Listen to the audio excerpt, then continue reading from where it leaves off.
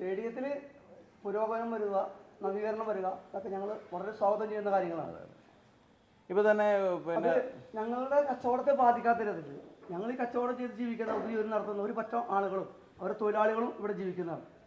അപ്പോൾ ഞങ്ങളുടെ ഭീമമായ സംഖ്യ ലോൺ എടുക്കുകയും അതിനോട് ബന്ധപ്പെട്ട ആ ബാധ്യതകളിലൂടെ കടന്നു പോകുന്ന കച്ചവടക്കാരനാണ്. ചെറുതും വലുതുമായ 100 കണക്കിന് കച്ചവടക്കാർ ഇതിനകത്തുണ്ട്. ഞങ്ങൾക്ക് 27, 28, 30 വർഷം മുമ്പ് വരെ കച്ചവടം തുടങ്ങിയ ആളുകളാണ് ഇവിടെ, പല വിധത്തിലുള്ള കച്ചവടങ്ങൾ. അപ്പോൾ ഞങ്ങളുടെ മുന്നോട്ടുള്ള ആ പ്രവർത്തനങ്ങൾക്ക് തടസ്സം വരാത്ത സ്റ്റേഡിയത്തിൻ്റെ നവീകരണ പ്രവർത്തനം ഉണ്ടാകുമ്പോൾ അതിനെ ഞങ്ങൾ വളരെ സ്വാഗതം ചെയ്യുകയാണ്. മറിച്ച് കേൾക്കുന്ന ഈ പല രീതിയിലുള്ള മീഡിയയിൽ നിന്ന് കേൾക്കുന്ന, പ്രത്യേകിച്ച് സോഷ്യൽ മീഡിയയിൽ നിന്ന് കേൾക്കുന്ന ഈ ഒത്തിരി വിധങ്ങളായ ഈ ആരോപണങ്ങൾ അതൊക്കെ അടിസ്ഥാനരഹിതമാണെന്ന് ഞങ്ങൾക്കറിയാമെങ്കിൽ പോലും അത് വളരെ ആശങ്ക ഞങ്ങൾ ജനിപ്പിക്കുകയാണ്. അപ്പോൾ അത് നല്ലൊരു പ്ലാറ്റ്ഫോമിൽ നല്ലൊരു ചർച്ചയിലൂടെ അത് പരിഹരിച്ച് എത്രയും പെട്ടെന്ന് പെട്ടെന്ന് നവീകരണ പ്രവർത്തനങ്ങൾ പൂർത്തിയാക്കാനുള്ള ഒരു സംവിധാനമാണ് നമുക്ക് ഉണ്ടാക്കേണ്ടത്.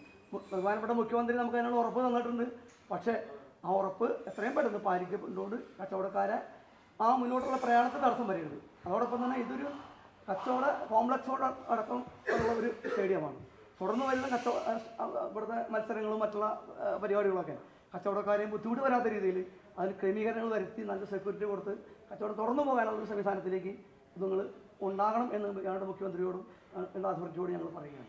ഈസിയുടെ ഭാഗത്ത് നിന്ന് ഇപ്പോൾ ചെറുമായി ഞങ്ങൾക്ക് വളരെ സഹായകരമായ കാര്യങ്ങളാണ് ഞങ്ങൾക്ക് ചെയ്തു തരുന്നത്. എല്ലാ കാര്യങ്ങളും അപ്പം ഞങ്ങൾ അറിയിക്കുന്നുണ്ട്. ഞങ്ങളും അദ്ദേഹത്തെ ആ രീതിയിൽ തന്നെ ബഹുമാനിക്കുകയും അദ്ദേഹത്തിൻ്റെ വാക്ക് ഞങ്ങൾ ചെവിക്കൊള്ളുകയും ചെയ്ത് മുന്നോട്ട് പോവുകയാണ്. അത് എത്രയും പെട്ടെന്ന് ഇതിനൊരു പരിഹാരം ഉണ്ടാക്കി ഈ സ്റ്റേഡിയം നവീകരിച്ച് ഞങ്ങളുടെ കച്ചവടങ്ങളായിട്ട് മുന്നോട്ട് പോകാനുള്ള സാഹചര്യം ഇവിടെ സംജാതമാകാനായിട്ട് എല്ലാവരുടെ ഭാഗത്തു നിന്നുള്ള നീക്കങ്ങൾ ഉണ്ടാവണം. ഇവിടെ കക്ഷി രാഷ്ട്രീയങ്ങൾക്ക് അതീതമായിട്ട് എല്ലാവരും ഞങ്ങൾ കച്ചവടക്കാരെന്ന് ഞങ്ങൾക്കൊരു രാഷ്ട്രീയമില്ല, ഒരു അജണ്ടയൊന്നുമില്ല. ഞങ്ങൾക്ക് ഭംഗിയായിട്ട് ഞങ്ങൾ ഇവിടെ കച്ചവടം ചെയ്ത് ഉപജീവനം നടത്താൻ മാത്രമേ ഞങ്ങൾ ആഗ്രഹിക്കുന്നുള്ളൂ.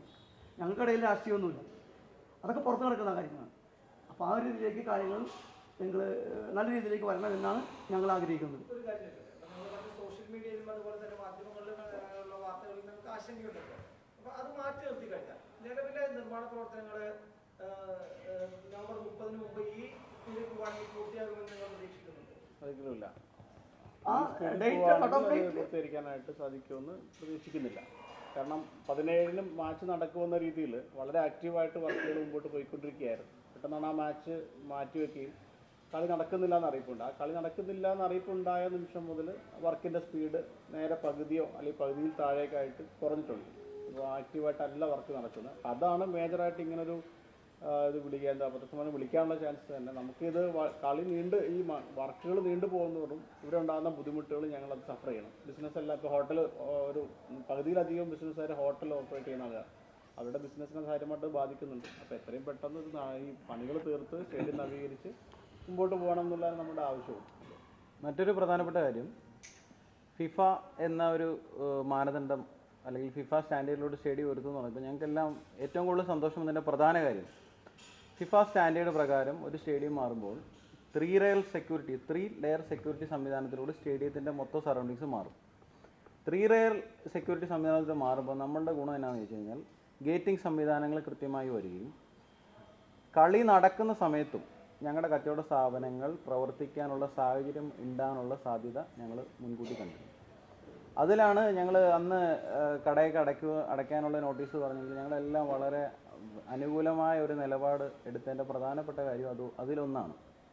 എന്താ കാര്യം എന്ന് വെച്ചാൽ ഇപ്പം നിലവിലുള്ള സാഹചര്യത്തിൽ ഒരു കളി, ഇൻ്റർനാഷണൽ കളി അല്ലെന്നുണ്ടെങ്കിൽ പിന്നെ IPL പോലുള്ള കളികൾ വന്നു കഴിഞ്ഞാൽ ആ ദിവസം ഏകദേശം 3 മണി കഴിഞ്ഞ് കടകൾ മൊത്തം ബന്ധോസാക്കി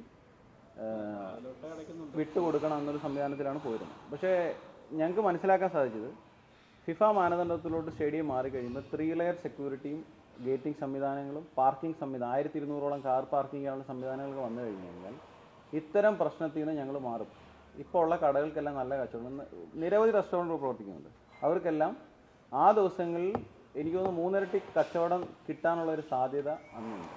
അപ്പോൾ അത് ഇപ്പം പ്രതിസന്ധിയിലായി നിൽക്കുകയാണ്. ഇപ്പോൾ ആ ഫിഫ സ്റ്റാൻഡേർഡിലോട്ട് മാറ്റാൻ വേണ്ടി ഒരു ഇൻവെസ്റ്റർ വന്നു. അത് അവരെയൊക്കെ പ്രതിസന്ധിയിലായി കഴിഞ്ഞാൽ ആ കാര്യങ്ങളെല്ലാം ഇവിടുന്ന് മാറിപ്പോലും. വേറെ ആരും ഇല്ലല്ലോ. ഇപ്പോൾ നിലവിൽ ഒരാൾ മുന്നോട്ട് വന്ന് ഇത്തരം കാര്യം ചെയ്യാൻ വേണ്ടി ഇൻവെസ്റ്റ് ചെയ്യാൻ നിന്നപ്പോൾ അവരെ പിന്തിരിപ്പിച്ച് കഴിഞ്ഞാൽ വേറെ ആരും ഇല്ലല്ലോ ഇനിയിപ്പം വന്ന് ചെയ്യാൻ വേണ്ടി. അതൊരു പ്രധാനപ്പെട്ട പ്രശ്നമാണ്.